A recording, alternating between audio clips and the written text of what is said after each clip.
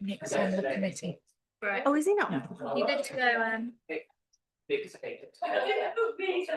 Good evening, everyone. Let's make a start. It's 7 o'clock. Thank you all for joining us tonight. This is a meeting of Frome Town's Operations and Assets Committee. I'm Anne Hills, and I'll be chairing this evening's meeting. Just to remind everyone, we've got people online and here in the room. For those in the room, a little housekeeping, I'm sure you all know, but the emergency exit is in the rear corner of the room. The assembly point is the far side of the car park. Toilets are at the end of the corridor on the right, and there's an accessible toilet to the right of the lift. Help yourself to a cup of tea if you've not already done so. Tonight, Jane will clerk, Sarah, Sian and Laura, except Sarah's not here yet. She's online, is she? Will manage the minutes, questions board, participant settings and the IT generally. The meeting will be recorded and posted on our YouTube channel. For those councillors attending via Zoom, please use the yellow hand. For everyone else, ask questions through the Q&A board. First on the agenda is apologies for absence. So Jane, have any been received? We have received apologies from Philip Campagna. Thank you. So the first thing we need to do is approve those apologies. So can I have a proposer, Lindsay, and a seconder, Polly? All in favour? And that's unanimous. Thank you. Thank you.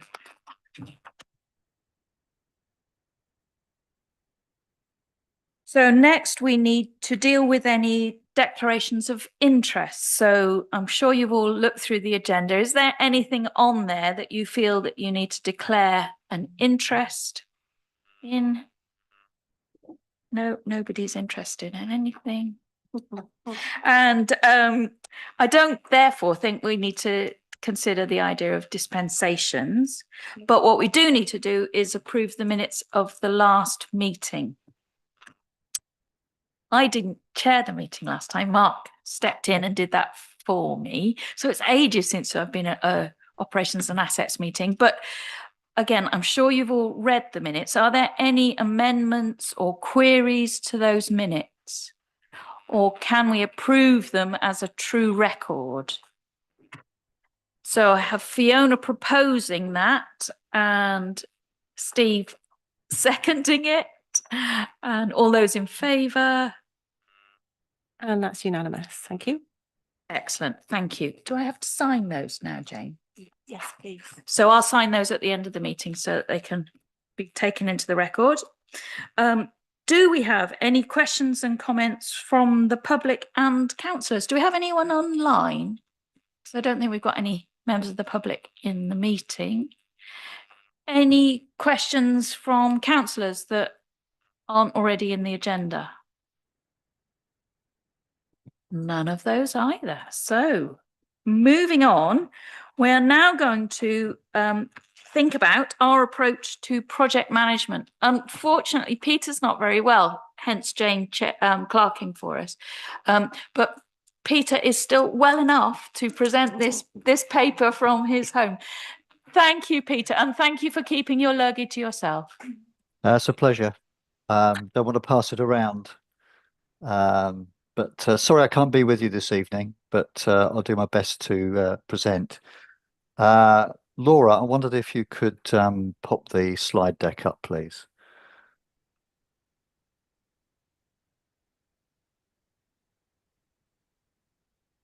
Okay.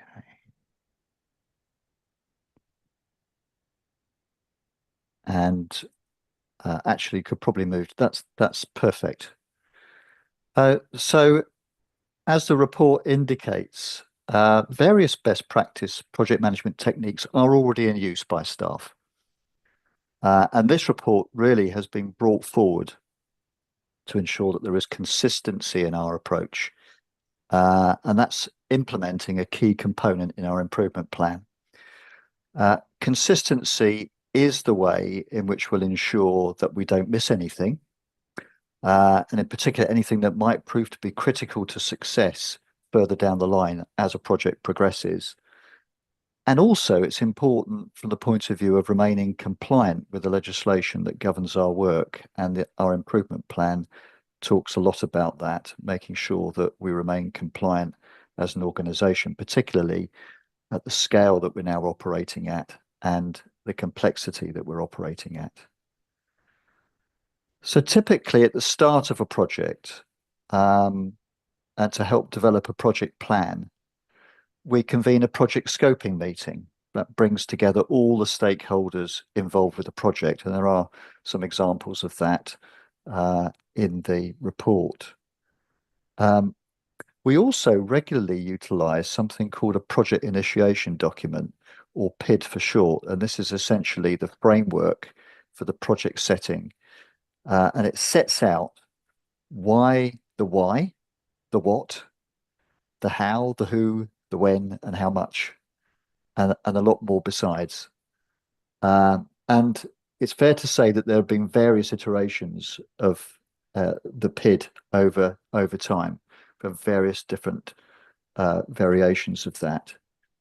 What I propose to do now is to set a standard approach to the preparation of a PID, so that we ensure that there is consistency, and that we join the dots with the other work we've been doing. So you've heard at earlier meetings about our equality duty. So this PID takes account of that. And it's also important that we apply consistently some of the other disciplines that we're involved with, for example, risk assessment. This review of project management also provides an opportunity for us to consider the relationship between staff and councillors in managing projects, and more clearly define the roles that they play. I'm recommending that at the start of a project, there is agreement about who will play the roles of project sponsor and project manager. And by project sponsor, I mean the person that will hold the why, the outcomes that we want to achieve, and the what, the specific outputs from the project that we want to achieve. And that project sponsor will champion the project both internally and externally. And I'm recommending that role should be played by a lead counsellor. The project manager, on the other hand, should be a member of staff, and should be concerned with the how, the methodology of delivering the project, and also the when, ensuring that the various tasks are completed to an agreed timescale. And when it comes to that staff member, I would suggest that they should be a manager or a lead officer, or someone who has acquired the relevant knowledge and has some experience in terms of project management. And that point highlights the importance of training. And as I've said in the report, we will be bringing proposals to a future meeting of Operations and Assets Committee around project management training, when we've completed a thorough assessment of training needs across the staff body through the autumn. And Laura's team are currently involved in starting that particular project. Laura, could you move to the next slide, please? So what I want to do next is briefly run through some of the highlights of the proposed PID. Now, you've hopefully read the document that's appended to the report, but what I'm going to do is just identify a number of points which help to cover some really important principles, if you like, in terms of project management. And at the end of this, I'm going to suggest some amendments to the recommendations to get agreement on the threshold beyond which a PID should be prepared, which isn't covered in the report, and agree sign-off arrangements for PIDs. So I'll come to that a little bit later. So what you see in front of you now is an extract of the PID. And right off the bat on page 1, there's a prompt to identify the project sponsor and project manager. And later on in the document, the roles and responsibilities of the project team are required to be set out. So really good start, if you like, to the PID in terms of identifying who those individuals will be. And then To pick up on the why, we're asked to clarify the vision and intended outcomes. And then demonstrate the link with the council plan and the work programme and the intended beneficiaries to provide that further strategic context. And very quickly, we're asked to consider how the project will be evaluated. So this section, together with section 7 later in the document, prompts the project manager to indicate the performance measures and how success will be assessed.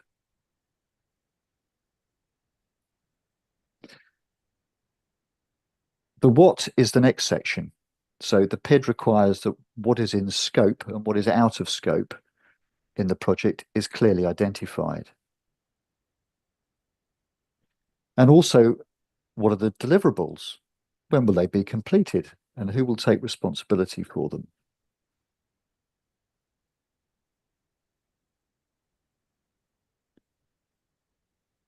The PID then prompts us to consider how the project will be delivered, including resourcing. So the reference here is to project dependencies. Risk management is already an important part of our operations, and you've heard about that in earlier committee meetings. In prompting the project manager to complete a risk assessment, we can see how the PID links together the various organisational disciplines that I mentioned earlier. And I've reproduced here the tool that we already use to risk assess our activities. I'm not going to go into detail here, but hopefully you get a sense of what's involved in terms of doing a risk assessment. And there's reference to that in the report.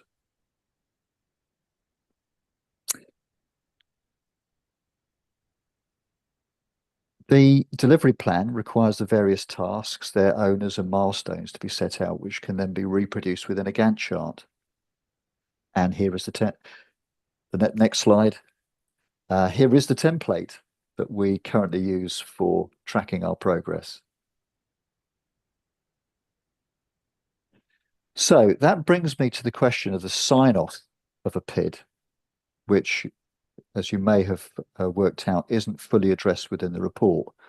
And at this point, I would like to thank Andy Jones for raising it with me that we do need to be specific about when sign-off can be delegated and when sign-off needs to be sought from councillors. I also want to address the question of the threshold beyond which a PID should be prepared, which similarly isn't currently addressed within the report. So we'll stay on this slide for the moment. And this looks quite complicated on the face of it, and I'll try and walk you through it. So first column is the value of the project net of VAT. And on the right-hand column, I hope you can all see this.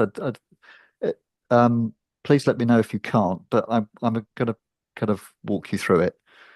So on the right-hand column is the list of those people or bodies that should be involved in signing off a PID and in the particular order that they're shown. So the recommendation is that between £5,000 and £24,999, and if the budget for a specific project or the specific project has already been approved by council, so council has already had some involvement in this, the recommendation is that those individuals on the right-hand side of the table are involved in the sign-off. So starting with the project manager through to the budget holder, the project sponsor, the lead councillor. Now that they may well be one and the same, but they may not. There may be some delegation by the lead councillor to a project sponsor, the RFO and the town clerk. So that's the first category. The second category is if the value of the project is under £10,000, and if the general budget approved for an area of activity, but not for the specific project, the first step is sign off by those that I've just mentioned, And then step 2 is to report to council at the earliest opportunity. Now, the significance of the figure is that this is already set out in our financial regulations. So it seems appropriate to adopt that as a threshold, if you like. And then the suggestion is that if it's 10,000 or more, and again, if the general budget is approved for an area of activity, but not for the specific project, that we move straight to council approval for the go ahead of the specific project. So that's the first step. And then the second step is the approval of the PID under delegated authority by those various individuals that I mentioned earlier. And then slight variation in terms of over 25,000. And the reason why I've picked this particular figure is that is the figure beyond which a tender needs to be invited. That's the figure that's set out within the financial regulations. So in this instance, it's as per the £10,000 or more, plus the leader is to be involved in the sign off of the PID. So there's one extra step there that is proposed. And I'm going to move to the next slide, and then obviously I will take some questions. So the other point that we've picked up is the need to have a recognised threshold for the production of a PID.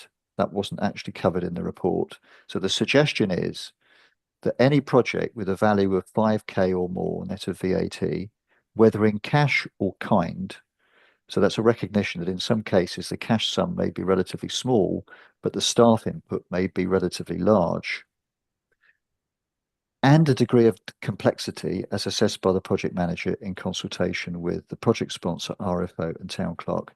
The recommendation is that is the threshold. So if a project fits those criteria, then there should be a project initiation document prepared. Now, the upshot of suggesting these additional protocols is that I am going to be suggesting some amended recommendations, but we'll come to those after you've had an opportunity to ask some questions. So over to you. Thank you, Peter. Does anyone have any questions? Andy. Thanks, Peter. And I have to say the additions that you've added here fully fulfill what I was looking for in the questions I raised with you offline when I first saw the report. So thank you for that. I'm comfortable. I'm very pleased to hear that. Thank you, Andy. And then we go to Richard and then Polly. Thanks for the report, Peter. That was really interesting. It would be good to bring together this whole sort of project management thinking into one document. I think that's a really good idea. I've got sort of two questions. The first is, how many of the staff team are currently trained to do this project management task? And the second one is, towards the end of the report, you talk about the opportunity cost. Yes. This is something that I vaguely remember from my economics A-levels. But could you talk a little bit more in the context of the project management, what the opportunity cost would be? Okay, let me deal with that one first, Richard, and thank you for the questions. We have choices, basically, when we pursue a project, and sometimes we're unable to pursue some things because we've decided to pursue a particular project. The opportunity cost really is focusing on those things that we choose not to do to enable a project to go ahead, in the context of project management. I think that's fair to say. That's probably a reasonable definition. It's a tricky one because the the number of choices that we may have may be quite considerable. But I do think nonetheless it's important to consider those alternatives at a point where a decision is taken about a project. So that's on that one. The first question you raised was around training. And that's an interesting question because I'm aware that a number of staff have received training and formal training, but quite how many, I'm not sure. And I think that the answer to that question will emerge when we do the formal training needs assessment through the autumn. I don't know whether Laura has any comments at all on the number of staff that have received training in project management. Actually, it was about 2 years ago, I think. We did 2 sessions where we split the staff team up at the time. And the majority of us attended a session. Obviously, although our procedures and the way we approach projects has probably slightly developed since that couple of years ago. So we are having a review of our training in general, but I know Peter and I have talked about actually finding some additional training that we can do and then to coincide with this proposal, and then we can roll that out amongst the necessary staff team that would benefit from it most. If I can just add, of course, it's possible that we could do something in-house, to kind of roll out the knowledge around this approach to project management. We probably should do that anyway, alongside any external trainer, because obviously there's a particular approach that is being proposed here, and the idea is that everyone follows that. But that's something that we need to look at in some detail and bring a proposal back to this committee later on. Thank you. Polly. I was just going to say that I love it, Peter. And also, I love it. But also, when I was reading it, I was thinking this could be a bit weighty, as in, it could slow projects down because it's so long and there's so many aspects to it. And you could run the risk of it turning into a tick box exercise in some areas where it doesn't quite fit. But then I thought, well, you've got so many layers of safety net with the sign-offs that I think that works still, and I think that as long as it's adaptable for each project and it doesn't really slow things down or on the other side become a tick box exercise. But I think you've got so many people with oversight that I think it's good. Thank you. Thank you. Thank you. Fiona and then Steve. I just want to say thank you, Peter, so much for this. It's really good to see the sort of the transformation improvement plan sort of in action. So I completely agree with you, Polly. That was sort of my instinct as well. And I think that this has to be a balance between making sure that we're doing enough. Ooh, hit myself. I'm not used to these new mics. A lot has changed since I've been away. That we have to make sure that there's a real balance between making sure that we've done the thinking at the beginning of a project and that we've sort of really, looked into everything and really thought it all through. And as you say, it becoming a bit bureaucratic. I think everyone knows my sort of approach to this is let's just try it and see. And I think that if it does become very heavy and clunky and managers feel like this is, then maybe it does need to be changed in some way. But I think we won't know that until we sort of try it in action and see. And then with regards to your point, Richard, I think one of the things that I sort of keep realizing sort of over and over again with all of this stuff is that it's everything is connected, and it's it's really hard to look at bits and pieces of what we do in isolation. Just looking at the PID, you're right, it completely connects to our training and it completely connects to numerous other issues, and you end up with sort of it's you're pulling out spaghetti or something, and there's a whole thing that just keeps on coming, and the only way we can deal with it is just trying to deal with a bit of, this metaphor doesn't work, deal with the bit of spaghetti that has come out, and then and then take the next bit of spaghetti and deal with that and hope that at some point you've dealt with the whole plate. That doesn't work, I'm sorry. But I think it's also really good. I think on the councillor side of things, this also addresses a few things where things have been a bit crunchy previously. So having a named project sponsor, as Peter said, that could be the lead councillor, but also it leaves room for, i.e. Polly and the skate park, to sort of, other councillors to kind of pick up different projects. as they come on. And I think also the councillors holding the why and holding the outcomes is just really, really important. And I think that makes it really, really clear. So I think this is a case of, I think this is, a great sort of like, bringing everything together. It feels really good. And let's just sort of try it and see how we go. And I won't mention spaghetti again. Not till we've had our tea. Thanks, Fiona. Steve.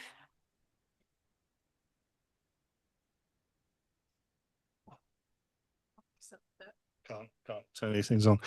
Thank you. And thanks, Peter. Yeah, really great. Love this. Just one quick question. Is there a framework? I may have missed this. Sorry. If I have missed it, I apologise. Is there a framework or a provision by which staff time is calculated and then costed and fed back into this? Well, interestingly, the PID does address staff resourcing. So we could try to do that to understand, what costs are associated from a staff time point of view. We could try it. I think it's something we need to look at in probably a bit more detail. Certainly, we need to work out probably how much staff time is likely to be involved with projects before we take the decision on whether we produce a PID. Alongside that, suggestion that I made, that's on the screen at the moment, that any project with a value of 5k or more, whether in cash or kind. Yeah, it was the kind bit that sort of prompted me, really. Yeah. So I think obviously for that to work, we need to find a way of doing that. So I will take that away and we'll try and work it into this approach, Steve. Okay, thanks. Any more? That looks like it. So the first thing that we're going to have to do is consider the amendment to the proposal. So we've got to vote on that first. So don't get ahead of yourself. We've got to vote on the amendment first. And then if the amendment passes, we make that amendment and then we vote on the proposal. Okay. So Peter, would you like to take us through the amendment that you've made? Okay. So Laura, if you could put the next slide up. It's all there, basically. So the first additional recommendation is approve the protocol for PID sign-off as tabled at the meeting. So the table that you've just seen, that's number one. Number two is approve that threshold for the production of a PID. And number three is update financial regulations accordingly and review annually. As we're making reference here to money, then it's appropriate that we update those financial regulations. So those are the three proposed amendments. So can I have a proposer and a seconder for the amendments? So I've got Fiona and Polly. So should we vote on the amendments? And that's unanimous. So now we can vote on the proposal as amended. Is that... Yeah. Yes. And then the second page. Yeah. Yeah.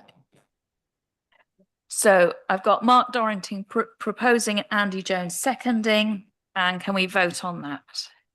That's unanimous. Thank you. Excellent. So agenda item 4, over to Rob. I'm hoping for lots of Victorian black and white photos. So in 1720. and I need to say, I love that photo of Mark Dorrington. It features again. Is it a heron or an ibis or what is it that's attacking you? It's a beautiful It's photo. like a much more creative version of Rod Hole and Emu, isn't it? Yeah. For those old enough, like me. Right, open spaces update. I think the last one of these was March that I gave. I can't remember if that was because I ducked out of one midway, but anyway, That was the last operations and assets. there we go. Yeah. There we go. So lucky souls, you have 6 months worth of updates. I promise I won't dwell, but so ask any questions as we go. The main thing I'm going to talk about, the theme is, let's start with this, because obviously it's been forefront of everyone's minds, is wow, 5 heat waves without a drop of rain in between. I mean, it's just been, it's not, I don't think it is the dry, but it just feels like it's the most intense period of looking after open spaces that I've ever been involved in. It's just been incredible. That's the show field. It looks like a wheat field, doesn't it? It's just basically been blanched out of existence.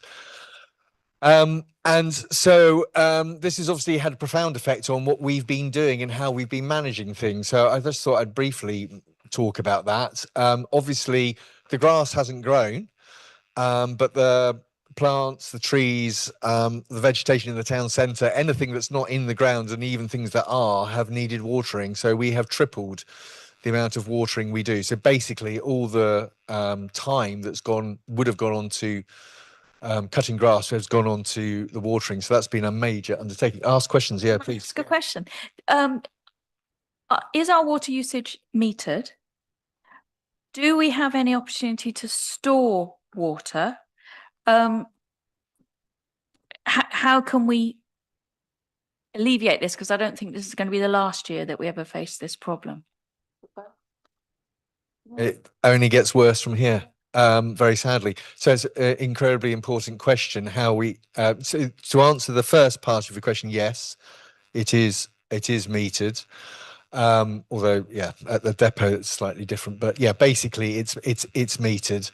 Most of our water gets filled up at the moment at Victoria Park, and the volume of water that we use for watering around town, we wouldn't be able to collect from, for instance, the roofs at the Ranger base. I mean, that's not to say that water capture isn't like an incredibly important element to this. We have looked at doing, I'm not sure whether we will or we won't do this, but for instance, we could do a tree nursery at the back of the depot, and that's a really big roof, and we could capture the water from there, and then that water could be captured above ground level so that there was a gravity feed, and that water could be used to water our trees. So we are, we're thinking about options. The volume involved in general would be more than, and especially when it's in a drought, of course. But it's an important question. So I just wanted to talk about that, and question. Hello. I appreciate it. Thanks very much, Chair. I'm a guest at this meeting, but I've just, where I lived previously, Philip's not here, on the Printworks development, there's been an ongoing row, is the wrong word, but it's just about water butts. It made me think, when I was living there, before I moved out, I was trying to get everyone to get a water butt, but of course it coincided with people not being that interested. Now we've seen, haven't we, the effect of 2 months of no rain, and yet we had 61 days of non-stop rain in sort of April, May. And do we have on all our buildings the ability to put in big water butts and use them to just water the spaces around us? Well, we have the ability to capture some water from the roofs. Really, to do it on any sort of scale, you're talking about when you're designing the buildings. Interestingly, as Alistair has brought to our attention, underneath the toilets in the town centre, there is actually a very big tank specifically for capturing the water. It's not in operation, but so I think in general, and I don't know whether Steve, you've got any thoughts about how developers need to factor this in going forwards, but it's at the design stage rather than the retrofit stage for any sort of scale on this. But I mean, I appreciate that, and I'm going through a process of building a house, and one of the issues was rainwater harvesting or water butts. I was just thinking for our buildings, because of course we can't start digging; it will be hugely expensive. But if we could, for all our downpipes on roofs, fit large water butts, and then that would allow some reduction in bills. Anyway. No. I mean, it is a really important topic, so it's good to raise it and it's good to think. I mean, it's difficult for us when we're filling up a Bowser and you need to pump water into that, and the scale, the volume that we're using. But that doesn't mean to say that rainwater harvesting can't play a very important part locally. For instance, the watering of the plants around here, for instance. So it is something we need to get more savvy on. I don't think there is any policy in the national policy for rainwater harvesting Right. at the moment. No. It's just come out. Is it not on? Not button on the back. On the back, look it up. There isn't that working. Yeah. There isn't any policy at the moment in the No. new national No. policy framework Yeah. on rainwater harvesting. It is something that we have discussed Yeah. at our committee several times following that wonderful presentation from Wessex Yeah. Water Yeah. about rainwater harvesting. Yeah. And it is something that we will be discussing with all developers going forward. That's great. Whether they Yeah. are amenable or not, who knows? But we're But going we'll start the conversation, which is great. That was a very powerful presentation that we had from Wessex Water. So that's been a big thing. What else has happened because of the dry weather? This is the pavement, the tarmac route around the Showfield. It didn't look like that 3 months ago. So we're taking stock of what that means. What causes that, Rob? That's the heat and Shrinkage or shrinkage, yeah. That's tarmac. Yeah. So we don't have the ability to tarmac, do we, internally? So Internally. we contracted that. So the only way to get that fix is external contracting. On that scale, we can do tiny patches, but Yeah. on that scale, that is a contractor job, and we're in the process of getting quotes.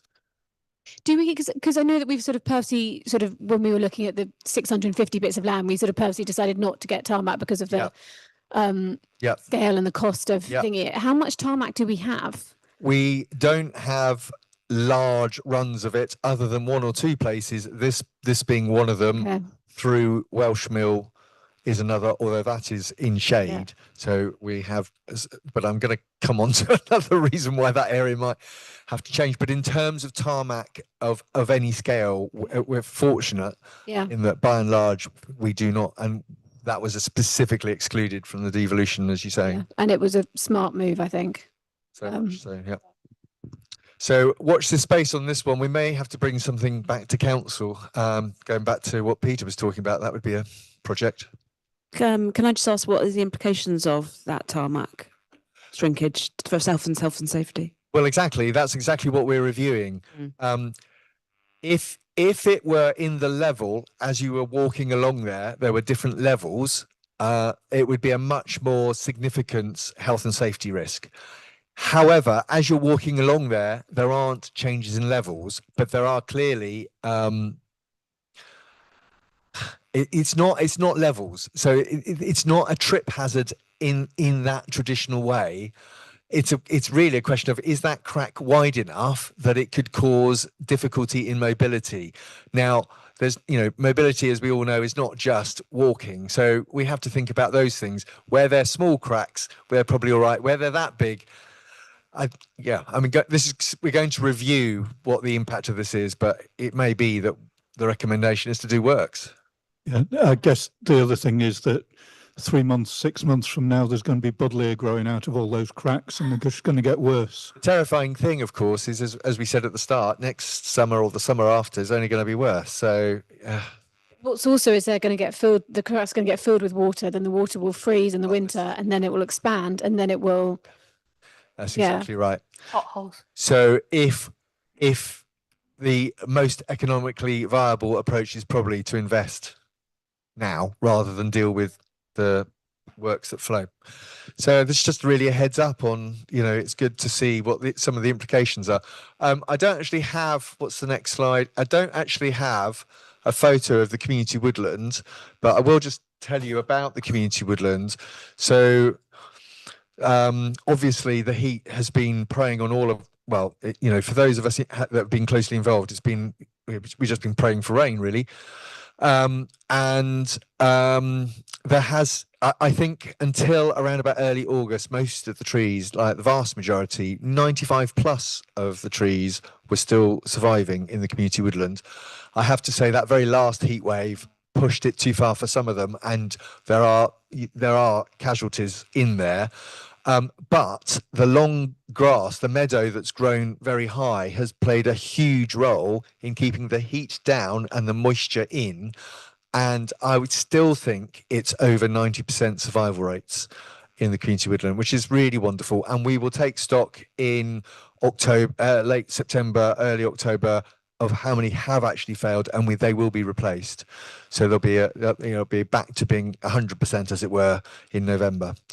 Is it possible, Rob, that some of those trees have just suffered an early autumn and might actually come back? That's exactly, I think, for the majority of those that look like they have maybe perished, I think they'll come back. Yeah. Not all of them, because some of them clearly have gone, but those that are still, the leaves have withered, but there's still suppleness in the stem, are likely to come back. But we won't know until the rains have really come. Yeah, exactly. Thank goodness for the weekend. Unless anyone's going away.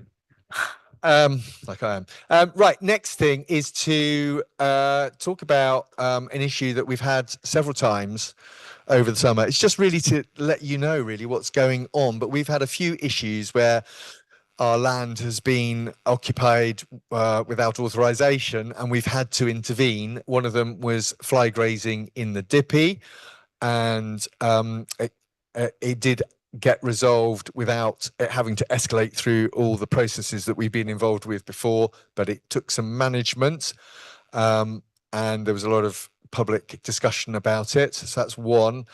Another one, which was a bit more under the radar, was at Marley's Way, where that gate used to be the entrance gate, and it was ripped off, and then this was used to create a stock-proof barrier, and a horse was stationed in there. It's just a really we can't just turn up and take the horse for legal reasons, but also for animal welfare reasons. Therefore, it's really challenging. We were able to reach out and manage that situation without it having to escalate again, but it's a tricky situation to manage. So we've taken on more land. There's more potential for this happening. If it does escalate all the way through the process, it then becomes incredibly costly. So it's a challenging one. And then we also had so this is Mary Bailey. That's the entrance onto Somerset Road. The entrance was the padlock across it was cut, the gates padlock was cut, and we had a whole group of people arrive in Mary Bailey. They were driving 15-20 miles an hour in a play area where there were children, and that was an incredibly challenging situation. And we did go through the full escalation process at double quick speed, and we were able to resolve that within 24 hours. I'm very, very pleased to say. But it's just one of those things that has been happening on the open spaces. So on more positive news, looking at some of the things we've been doing over the last 6 months, this was an amazing project. Mike, with his amazing carpentry skills, just phenomenal, built this incredible bench out of the wood that was saved from the Norway maple. So it's in the location right next to where the Norway maple used to live, and now it's bringing life again. And it's if you haven't seen it, go and you're passing Victoria Park, do have a look. It's just beautiful, and the joins between the wood, Mike has turned into, if you can just see those cubes, they're dice, and it's simply amazing. Beautiful. Oh, and the tractor was incredibly just invaluable, so it gets used all the time, really, where it's just absolutely essential. This is a project at St John's Play Area, which is we've worked, the communities team worked so well with the local community to identify whether a plan was wanted and what changes they would want. And so the full consultation and agreement went into the design, and then we've gone into the build stage. Some things were put in by contractors, but we, the Ranger team, have done a huge amount of work in there. On the left, that's becoming a sand pit. And then bottom right is just the start of building a new shelter. Some more, it's the The guys worked incredibly hard with the most complicated piece of IKEA assembly instructions ever. It was incredible, and they just kept going until it was finished, and now it's bringing life to that site, and especially in the heat, because you've now got shelter, you've got somewhere you can congregate, get out of the shade, and people are having picnics there, families are coming, and after school, because it was open, it was sort of open just before school ended, when the school people coming out from after school, it was filling up with people. So that's a really joyous project. Yeah, well, yes, although I think there might be vandalism in that, but yeah. So there's a spinner which multiple people can get on and spins round, and there's a new swing as well. And so that's been really great. Another project has gone. Yep. The Tower View project. I think I'm right in saying that was co-design with the kids, and they did all of the budgeting and what they wanted. And yes, I haven't given so much prominence to that because we haven't done ourselves the makeover there that we're about to do, that we did at St John's, but we will be doing it. So I will give more detail on. But you're right. So Tower View, just like with St John's, had a community participation, slightly different in there's more community immediately around it, and so Liz ran a fantastic participatory purchase scheme where you could have all the different types of things you could have had a sort of nominal value, and then through money was used, and each child had a certain amount, so they had to make decisions about what they wanted, given that they couldn't have it all, and out of that came this design. It's really lovely to see the communities team and the outdoor team just working so well. It does work very well. Together. It does work. This has complete community buy-in. And this project, we replaced the entire fence and made the play area 50% bigger, and we're going to put a sand pit in and a log circle for climbing on, and then by the school we're going to put a social seating like we've done at Milk Street, where parents can gather and talk to each other whilst they wait, or afterwards whilst the children play in the play area. So and teenagers could gather. Well, 100%. Yep. Yeah. So, go. Can I just ask, Rob, I'm interested to know, these all look incredible. We're so lucky. Thank you for you and your team doing these. Has there, dare I say, been any graffiti or tagging on any of this? And I'm just wondering, with the community involvement, if that's made a difference with the projects. That's a very good question. I think we'll come on to a project where there has been tagging. I know the one. Yeah. But I'm trying to think whether, because I don't want to say there's been none if there has been some, but I don't think so far it's been too bad, to be honest. It's just, whether that will stay the way, but. I wonder whether there's a difference, because I think the one you're talking about is in Mary Bailey, where there has been. Well, I wonder whether, because Mary Bailey is not so much a local park, like Mary Bailey attracts a wide range, and the kids that were involved in that, my understanding is they were from all over Frome, whereas I wonder whether there would be a higher percentage of kids, young people, that were involved in this, and maybe that would have a difference. I think that is probably very likely to be true. The people using There's a lot of local ownership, and investment in maybe that is a lesson going forward. And it's hard with, Victoria Park and Old Showfield are not local parks; they are parks for all of Frome. That's right. So it's not quite the same, but it's something interesting, maybe. Andy, can I ask? I know you had a meeting with Emily Carheat looking at some of the send provision for our open spaces. Has that been accommodated? Coming on to that one. Of these as well. Coming on to that one. Good question, Andy. Like it. segue. Just to finish off at the community woodland, we were doing the path before the community plant, and then if you remember, we just had so much heat. If you remember January and February, there was a complete washout, wasn't it? What a year of contrast. And so we had to stop doing the path. So this is the volunteer team doing an amazing job. Finishing off that path, 300 meters of, and so now you can walk all the way down the community woodland. There's various things that are happening to the community woodland that I can talk about if anyone has any questions later, but I'm just conscious of time. Just to show, this is This is this is Asher, who we have this problem with fat hen. That's the big weed on the right hand side, just where we had to plough up the land where we'd been using heavy plant for making the footpath. And so the fat hen is a real problem just in that one area. And it was very hard to use the brush cutter because there were trees in the area. A scythe is ideal in And this. so just going to show you, this is this is Asher with single-handedly with her scythe. I've been to the Green Scythe Fair a couple of times down on the levels, and every year they have a competition between someone with a brush cutter and a scyther, and the scyther always wins. Of course, the scyther always wins for speed. Yeah, that was 1-to-1. That speed. Yeah. No.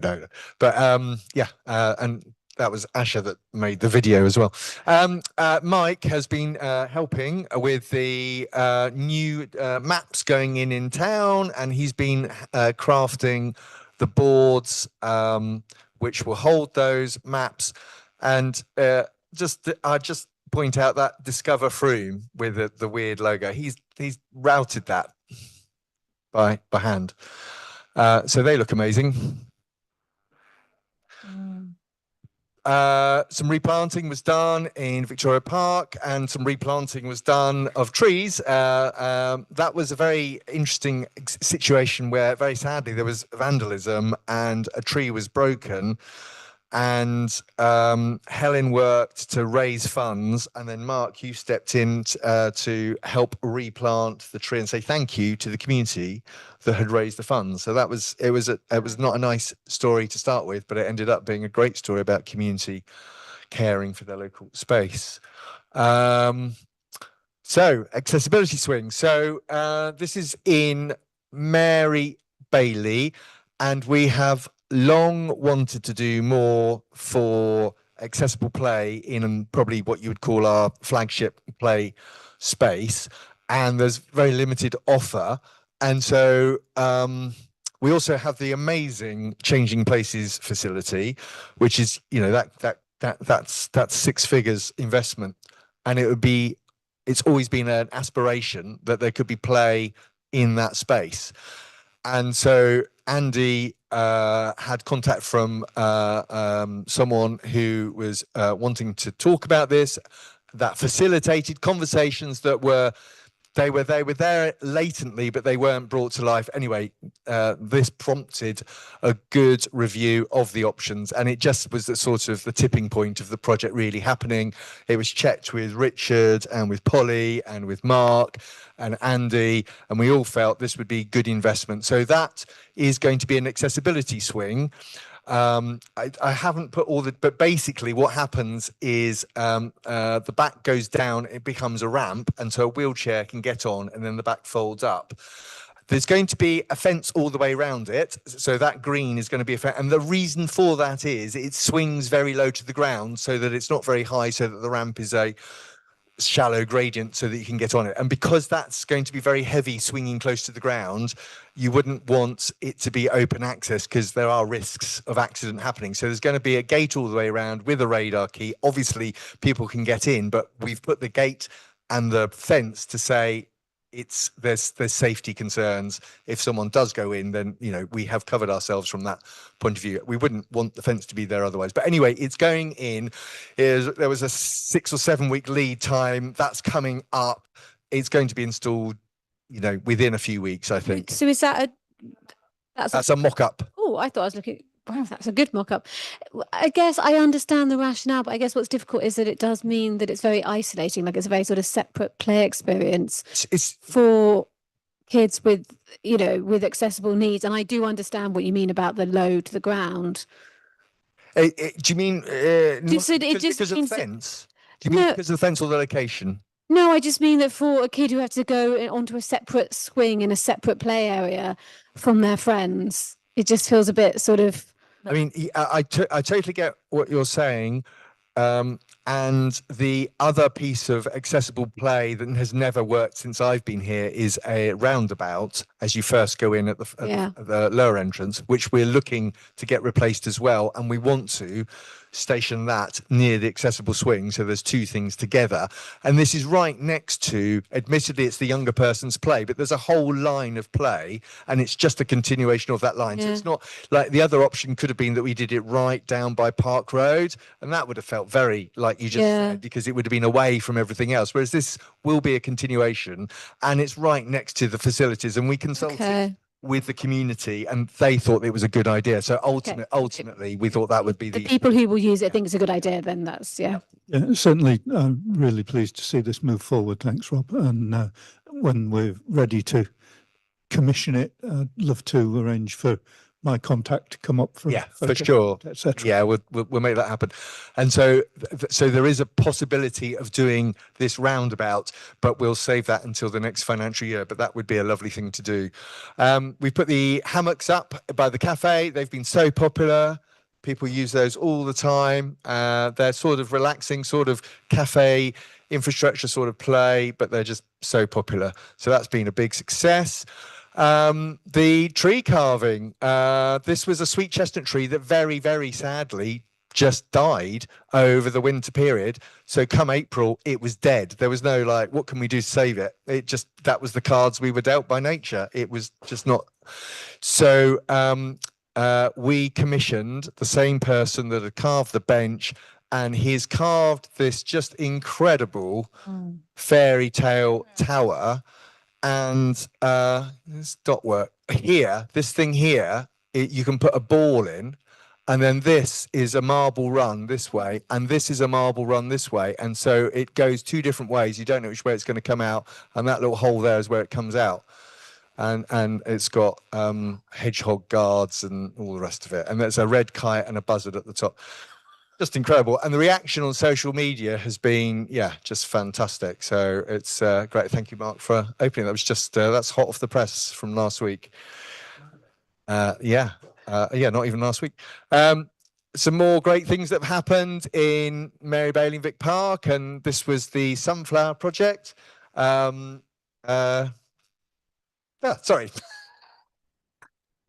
So this was a suggestion from Lindsay, and we wanted to do it at the town hall, but it's just too north facing. It wasn't going to work. So here it's obviously brilliant south facing, and stupidly I don't have a photo of the sunflowers, but it looks lovely. Yeah, but it was a nice project because not only did we kickstart it with sun planting ourselves, but we asked the community to bring in their sunflowers. So lots of the sunflowers there were actually brought in by the community. So it's just a lovely, it's used a piece of land that wasn't being used for anything else. It doesn't cost us anything. Well, obviously some staff time, but not that much staff time. And on the right-hand side is the Wild Bunch enabling bird boxes to be made. The men's shed cut them up into kits and almost cost us nothing. Lovely project. So the Wild Bunch are doing quite a few of those projects. This is a memorial bench. It cost Froome Town Council nothing. And it's the same carver, Graham, as in Rodden Meadow, and it's probably, I think it's amazing. I think all the things he's done are amazing. That one is just particularly stunning. And you get the sun there. It's a lovely place to sit. This is also in Mary Bay, loads of things here on there, but this was a flower bed that had nothing in it of any interest, and we wanted to bring it to life, and we wanted to work with the local community. And a lovely lady who's into dyeing plants approached us, wanted to plant plants that could be used for dyeing there, did it, brought the flower bed to life, and then ran 2 workshops where people, the local community, harvested the flowers and created these amazing prints from the flowers. So it's just a really great project. And just want to say a shout out really to all the many people that help us. And here's a lovely photo of the volunteers up at the Bowls Club. I don't know who the guy in the middle is. He must be a keen bowler, I think. And so just a shout out really to the amazing volunteers that make so much of this happen, and a thank you to the Bowls Club. Oh, the sunflowers are there.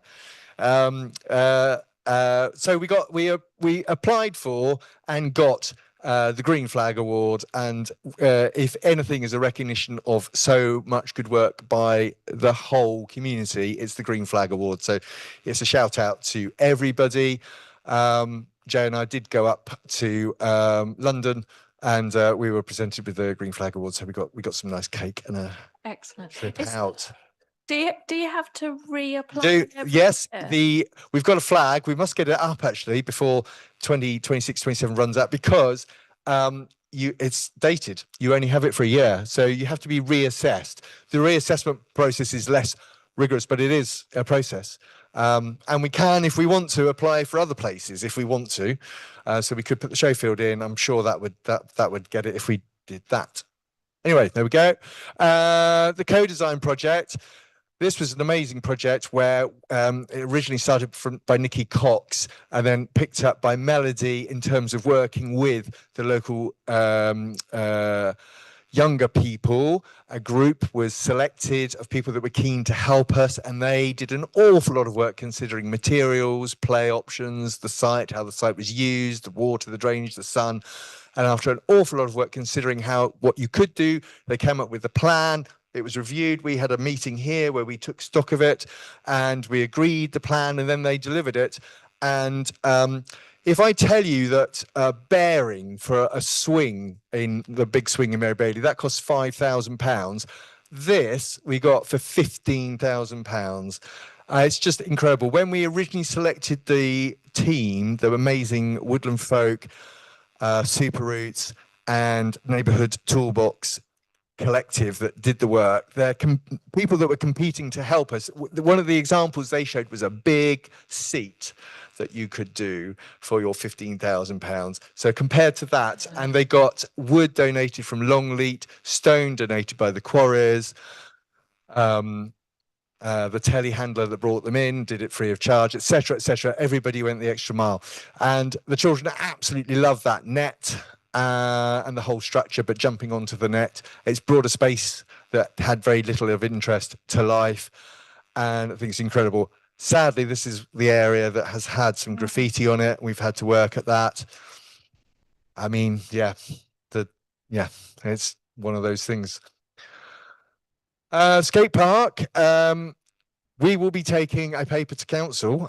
We had a meeting today to confirm next steps. We'll be taking a paper to council in September. So we'll go into more detail in September, but safe to say, fundraising is going well, to the point where we're at the space where we're considering the shortfall loan to make up the difference, which would allow us to actually get to the point of commissioning the works to begin.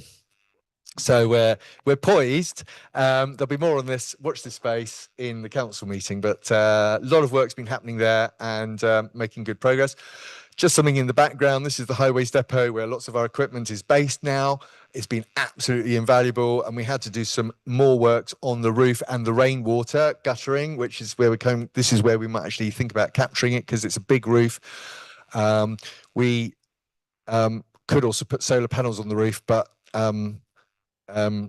there's reasons why the amount that we pay to Somerset isn't as high as it might be. So actually the payback is limited. But we did do a load of works to the roof. So in terms of Froomtown Council's investment in its infrastructure, that was quite a big project actually. Riverbank, talking about big projects, very sad to say, you can see that the railings there have come away from, because the bank is slipping the actual path. This has been a really difficult project to know what to do. The scale of it's not small, and we obviously have to work with the Environment Agency, who gives statutory approval to any works that take place within 8 metres of the riverbank. We've worked very closely with them, and the long story short is we can't just put a hard structure in front to stop further slippage. We can't do that. They will not give permission for that.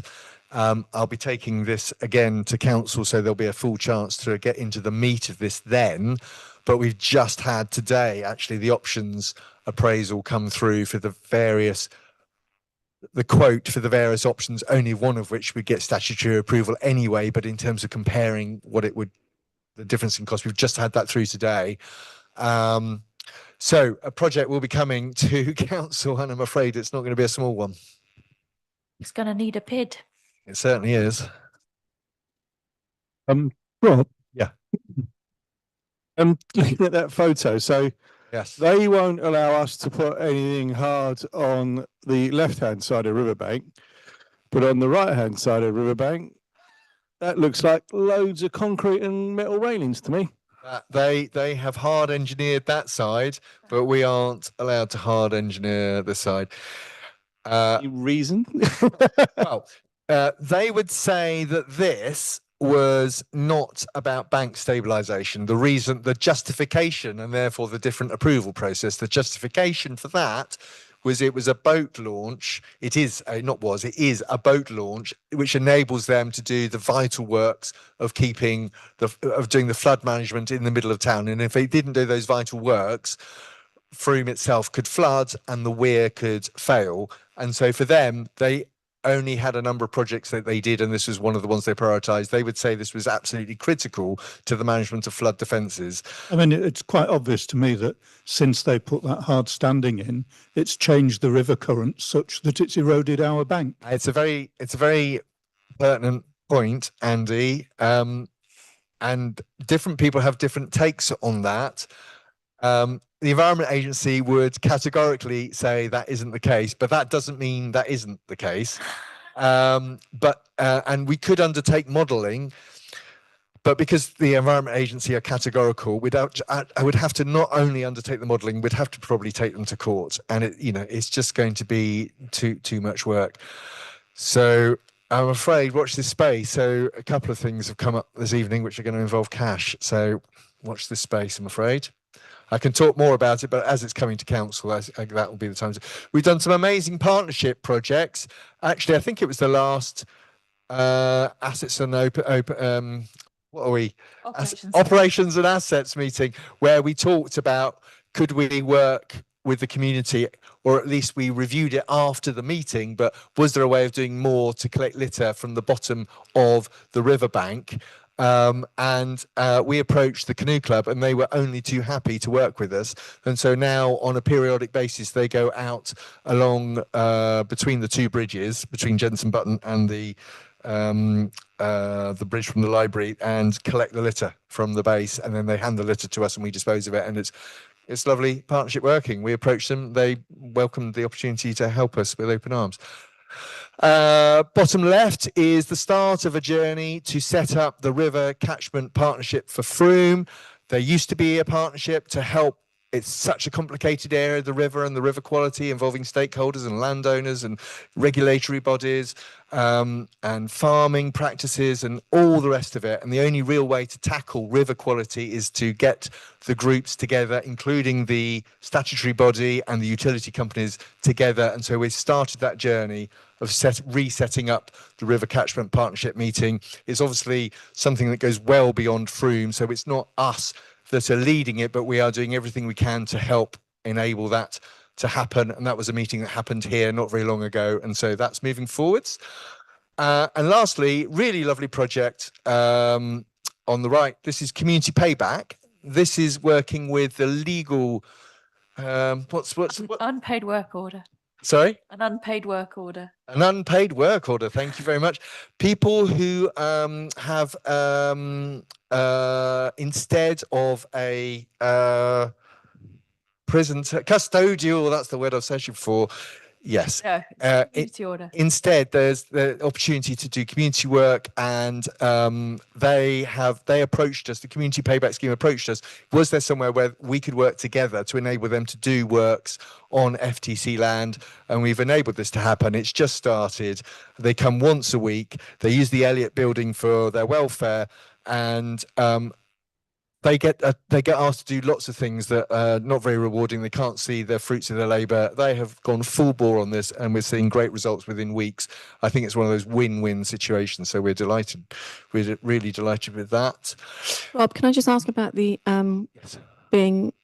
having people in the room from the water company and potentially Friends of the River Frome? Is there arbitration needed? Because if I was looking at somebody who was chucking sewage into the river while I was trying to increase its good quality, I'd kind of be annoyed with them. Yes, but Friends of the River Frome are very conscious that the way to make changes to the river Be friendly, cooperative. Yeah, and It's very grown up of them. It is very grown up of them. They're passionate about doing that, and they've been doing it for the long term. And they used to be involved when the previous River Catchment Partnership was set up, so they're in the lead. Really, They know what they're doing. Yeah.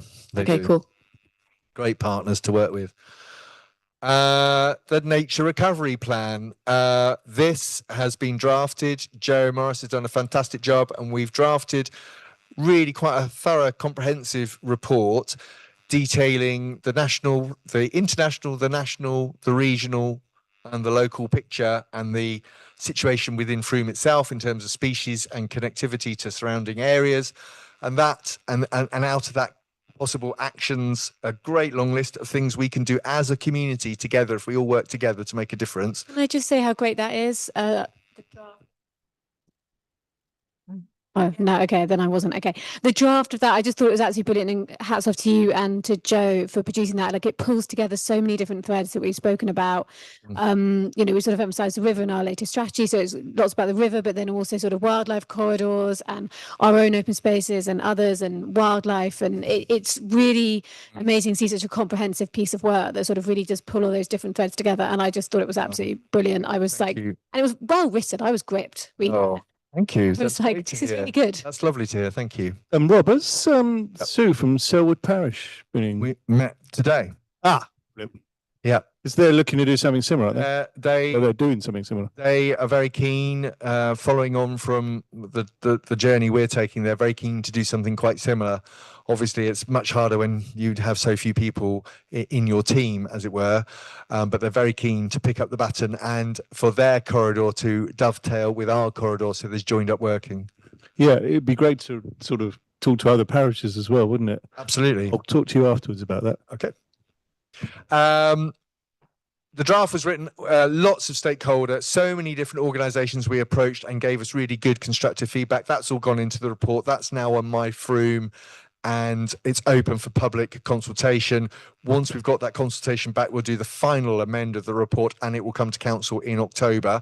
If it's passed at council and adopted, that will then be rolled out with a public launch, and then lots of workshop activities. And the whole spirit, really, of the plan is to enable the community to be inspired and work together and do things locally and take ownership and have a voice and be enabled. And all those things hopefully will happen once it's adopted. So it's quite an exciting project. And we've just been involved. I mean, everybody's been involved. So, you know, but, you know, the Ranger team has been involved in so many different events. This was a lovely one of the Pride march going down the town centre, and yeah, it's just been a really great summer. I mean, the comms team need to take all the credit, but it's been lovely to be part of it. And the wildlife prowl arriving in Welsh Mill Woods, wasn't that just amazing? It really was. And come on, let's have that photo once again. Yeah. Definitely the best photo of the year. I just want to mention this one. I stood up and proposed that we change the contractor, and I think Nick, you might have asked me I can't remember who, but someone asked me, what is the process going to be for recording the number of times that they contravene what they're supposed to do and then getting money back from them like we used to do with IDVerdi?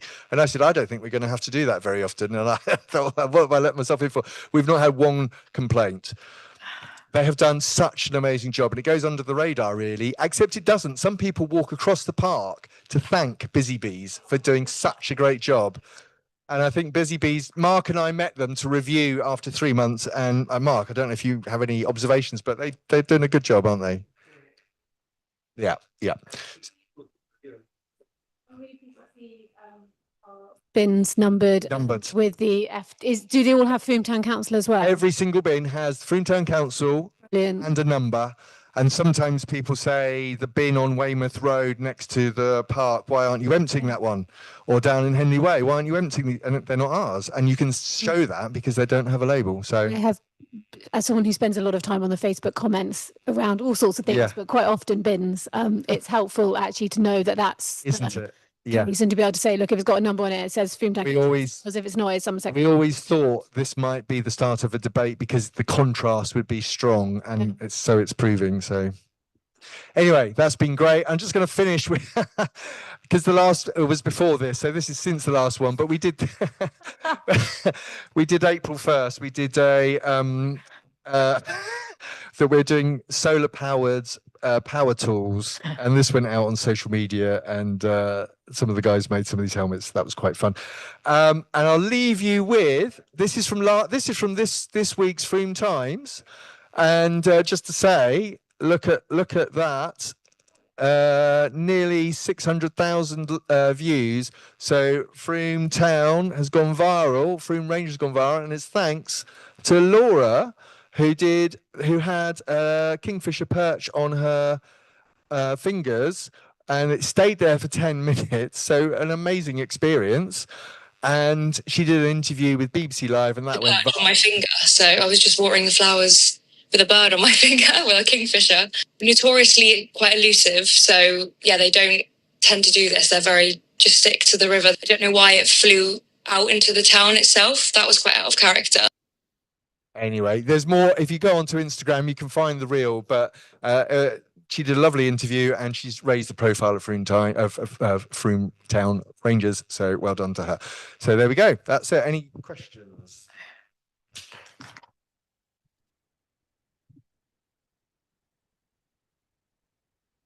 I have one. Have you seen, I think Lindsay read it out last night. There is a letter in this week's edition of the Frome Times. Have you seen it, Rob? I should get it up on screen, but it basically ends. It's basically sort of talks about, it's a poem, and it basically talks about how, Frome does look quite scruffy at the moment, and lots of issues. And then it just says, but the jewel in the crown is Victoria Park. Oh. And I just wanted to draw your attention to that, because I think that does. I think our open spaces, and not just Victoria Park, but all of our open spaces, like, every time I walk around them, I'm just so proud, because I just think they're absolutely brilliant, and they're real. We are blessed with some nice feedback on some of the things we do, I have to say, and it lifts everyone's spirits. It does, and the sort of the bits of the moments of like delight, like the wood carving, and also, obviously, going on to, even the fact that we have lots of like covered but open-sided spaces, I've found incredibly helpful over the last 6 months, where I haven't been able to spend lots of time inside with people at times.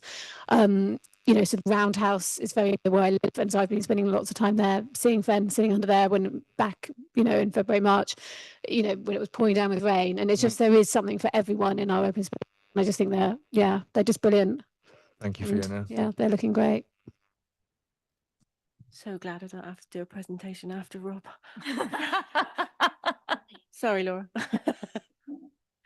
Just to say, I'm sorry, but I'm going to have to head off now, so I'm not stopping. Yeah. It's the ultimate mic drop, isn't it? Yeah. Sorry for the next. I'm not being rude. Well, equally important, shall we talk about staff wellbeing?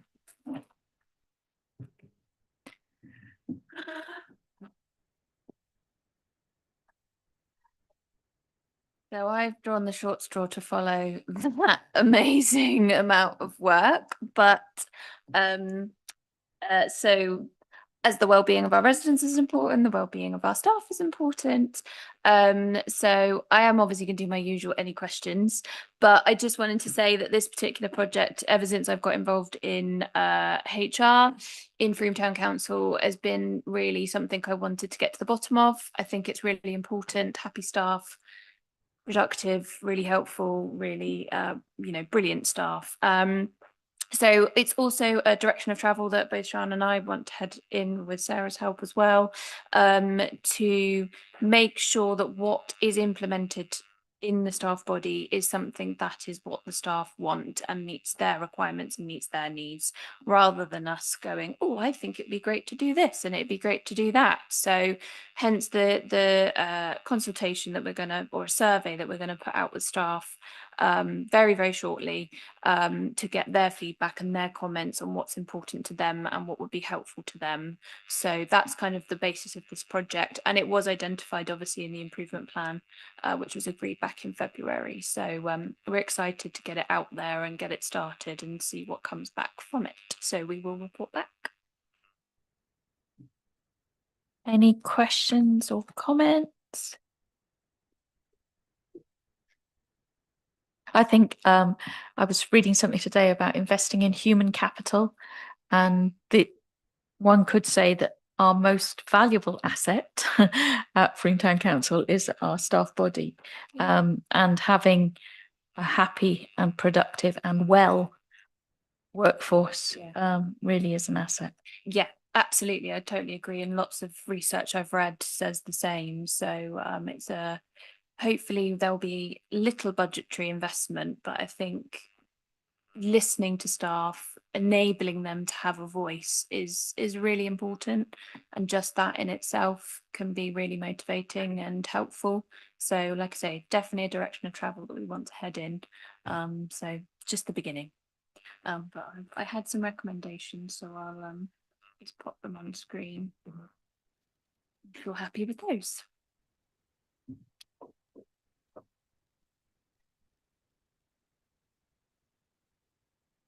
Okay, so we've got the recommendations on the screen. Could I have a proposer? So that's Fiona, and seconder, that's Polly. All those in favour? And that's unanimous. Thank you. Thank you. And Laura again. Well, I mean, there obviously isn't much to sort of say around this, but again, I just wanted to highlight that obviously there's a lot going on in terms of employment rights at the moment. I'm sure you've all been aware of the government's direction of travel. Sian and I particularly are keeping a close eye on all of those developments and how we need to incorporate them into what we have at Freetown Council. So it's a big project, our staff handbook. So it's 120, 140 pages of policies. So we're going to look at making it a much more accessible document to staff, and having a space where staff can access all of these important policies. They're not tend to be things that you refer to every day, but they're important when you need them. So it's just to sort of reassure everyone that we're keeping up to date. We're making use of the advice that we get from South West Councils and the templates that we get given. Again, we did, for the first time, we actually put out sort of a consultation with staff and enabled them to comment on these before they went to this committee for approval. So they've been able to comment. We had one member of staff that made a comment, but it's a process that we want to begin and continue, that we put these things out, staff have a voice, and then we'll make a recommendation. I think a large staff handbook, but at least everybody knows, both sides, if you like, know where they stand. So there's few grey areas where you have to guess what might be policy. Yeah, that's. I think, can I just point? I think it's also what's also really helpful is that sort of as we sort of go through, and as sort of and particularly because our staff body has increased in recent years, like there will be more and more times when we're going to sort of use these policies, I guess. And I think what's really important is we just kind of keep a bit of a record of when sort of we come across a policy that maybe we think, oh, actually, hold on, that's maybe not quite clear. And it's sort of, I guess, that they become more of like we make sure these are living documents rather than sort of we're not just sort of going with this is what the Green Book says, or this is what thing it says. It's like, actually, like, we've tested this and actually, ooh, hold on, we've realized this could be a bit clearer. It's sort of how I try and keep a running note of things for standing orders that need to be improved when they come around in May. And I've got a list in my notes. It's like, that's not very clear, and we've realized that actually it was the complaints policy was one of them that it was tested, and we were like, oh, hold on, this doesn't quite work, let's make sure that we kind of look at that. So I'm just trying to say that, can we just make sure that we're keeping brilliant, and making sure that we're Ollie.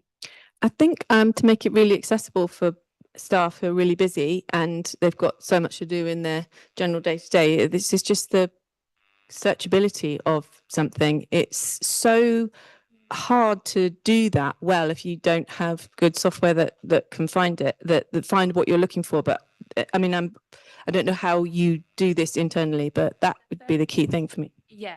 So sorry, at the very basic level, they're accessible PDFs, so you can do the sort of the Control F. So if there's a particular phrase or a particular word you're looking for, I always make sure that the contents pages, you can click on the content and it will take you directly to that policy, because you don't want to have to wade through 60 pages before you get to the policy that you want. But we're definitely going to consider how we can split them down into their individual policies, make use of SharePoint, and Teams, and have them in a really accessible space.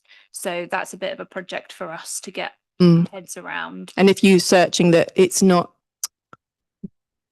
that what I think comes across a lot in things like employment and HR is not plain English for something. So you're looking for something, but it's there. It's just called something unnecessary. And I just think it would be really good to have kind of keywords within the document so that it comes up and that kind of thing, so that people can find what they're looking for.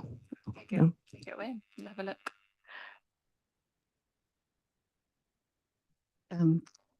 Is that working? Not sure it is. Yes. Just to add, it is all on the website. So it is searchable by Captain Google, of course, which is doing a pretty good job of. I know it's not an ideal internal system, but. Laura, do you just want to talk through the updated, what policies have been updated? I know they're in the report. Yeah, there's a list. I'm going to have to remind you off the top of my I head, can but read it to you. Yes, do. The leave policy, paternity policy, bereaved partners paternity leave, maternity policy, shared parental leave policy, adoption policy, neonatal care leave policy, whistleblowing policy, and the volunteer policy. Thank you. Yes, I'm glad you read that out because I probably would have forgotten one or two. So yeah, and like I say, it's really rolling. We're always going to keep up to date. Lots of things have changed. Lots of changes are still to come into play. So South West councils are brilliant. They have a whole suite of templates. There may be other policies that we might want to put in place, and obviously if there are very significant changes in employment law, then that's our job to make sure that they are updated within our own policies, to make sure that when we do need to refer to them, that they are correct at the time, so we can be confident of that. And well, obviously I should have said this in the previous one, but again, we really want to look at a more accessible wellbeing policy that incorporates everything that comes out of the survey, and again is something that is crafted with the staff so that it's something that they can refer to when they need to. And I like the wording of number 2, approve adopting the adoption policy. Yep. Do we want to take them all on block? So can we have a proposer? Andy Jones, seconder Lindsay. All those in favour? It's unanimous. Thank you.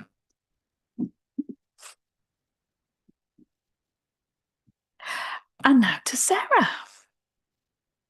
Evening. So the first 3 months of the year reports were circulated. I think it's all explained in the report. There isn't anything major to highlight at the moment. Certainly there hasn't been put down already. So are there any questions? I think just a comment, Sarah, that everything seems to be on track, but we're early days, aren't we? Because it's only the first quarter.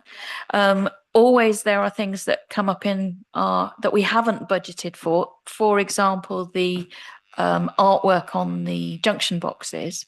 But our hope always is if there's going to be additional expenditure anywhere, there will be underspends in other parts of the budget that are going to even them out.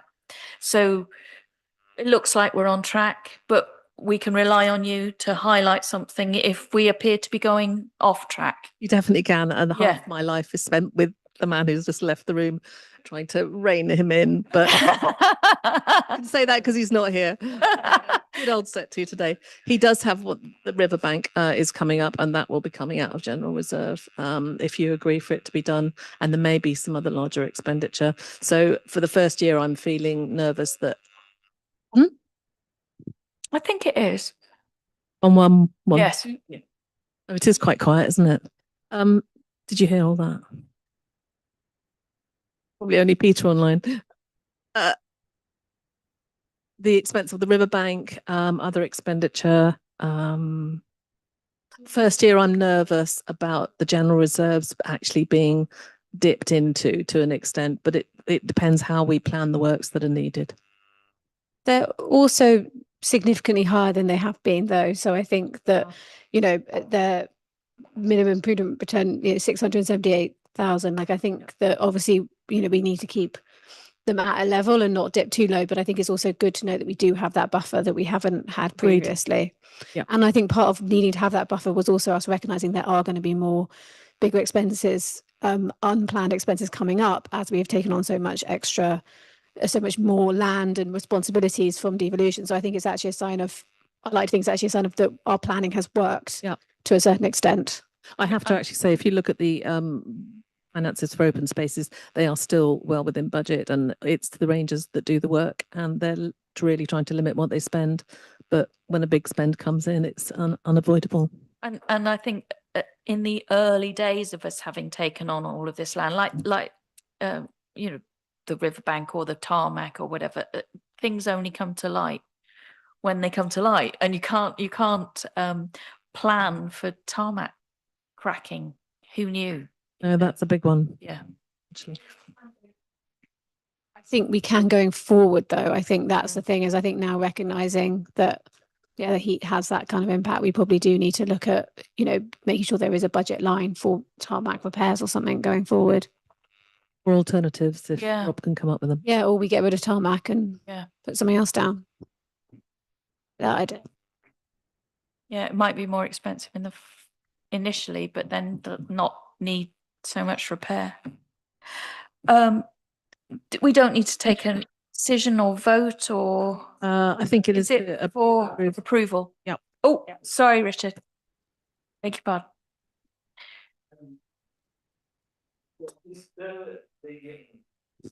Hello. Yes. There's the £24,000. It's under here as bad debt. Is that the money that the council sort of gave to Badgers Hill as part of the sort of like the recent deal? That is unpaid rent from the 25-26 year relating to Badgers Hill. You can knock off a certain amount of it for works that we agreed to do, but it has to be classed as a bad debt. Yeah, it's in there was the total figure. Yeah, I understand. Thanks a lot. It would be minus, so the 8K that they did pay as part of the. I don't want to split it up in this meeting, but I have split it up in the accounts. But I can report to you both in detail about what's been posted where, because we did quite a detailed. Yeah. No, the rent was 32,000 for the year, and we took off the 8, so we've left the bad debt as as 24. That's what. I was, yeah, still it's not the total, is what I was saying. Yeah. So the recommendation is for approval. So again, can we take them en bloc? I think so. Could I have a proposer? Mark Dorrington, second. Andy Jones. That's unanimous. Thank you. And now, Mayor's grants.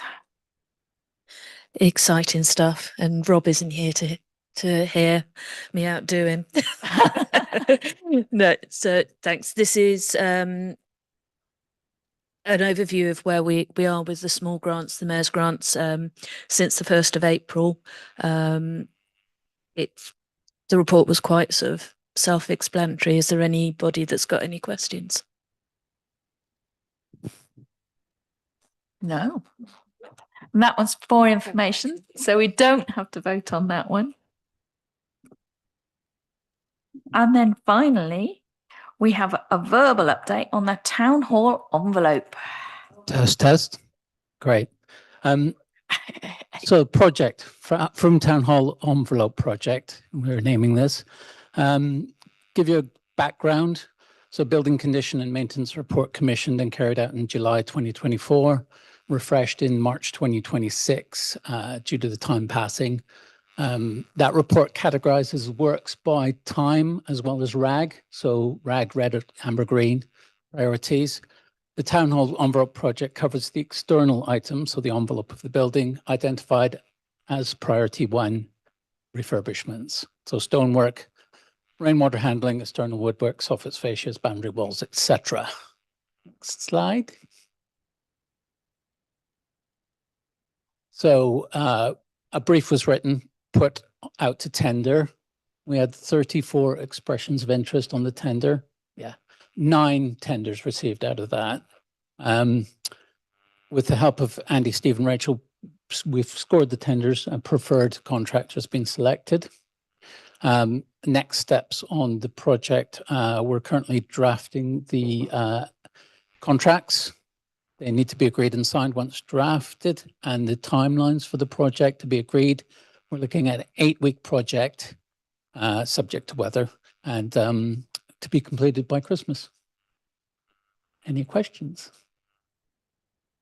Polly. How was the use of the PID? A PID would have been invaluable. Ah. But was there a similar document? Yeah. Oh, okay.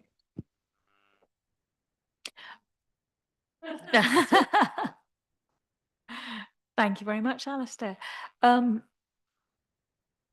That's it. I will declare this meeting closed. Our next meeting will be on Wednesday, the 25th of November. Feels like an age away, doesn't it? 2 days before the Lantern Parade, I think. Yay. Yes. That's it, everyone. Thank you very much. Thank you. Thank you.